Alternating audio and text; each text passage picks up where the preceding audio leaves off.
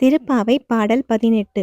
உந்து மதக்களென்றன் ஓடாத தோள்வலியன் நந்தகோபாலன் மருமகளே, நம்பினாய் கந்தம் கமழும் குழலி கடைதிறவாய் வந்தெங்கும் கோழி அழைத்தன காண் மாதவிப் பந்தல் மேல்பல்கால் குயிலினங்கள் கூவின காண் பந்தார் விரலி உன் மைத்துனன் போர்ப்பாட செந்தாமரைக் கையால் சீரார் வளையொலிப்ப வந்து திறவாய் மகிழ்ந்தெழு ரெம்பாவாய்.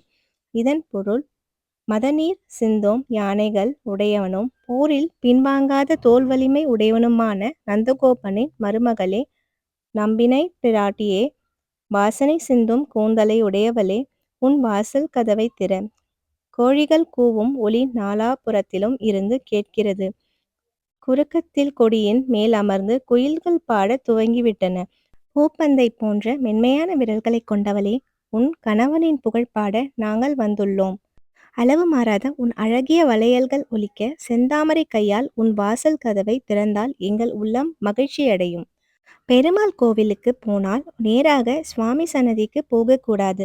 தாயாரை முதலில் சேவிக்க வேண்டும். வீட்டில் கூட அப்படித்தானே? அப்பாவிடம் கோரிக்கை வைத்தால் எதற்கடா அதெல்லாம் என்று மீசையை முறுக்குவார். அதையே அம்மாவிடம் சொல்லி அப்பாவிடம் கேட்கச் சொன்னால் அதே கோரிக்கையை 10 நிமிடத்தில் நிறைவேறிவிடும். இதுபோலதான் நாராயணனிடமும் ஒரு கோரிக்கை வைத்தால் அந்த மாயன் அவ்வளவு எளிதில் ஏற்க மாட்டான்.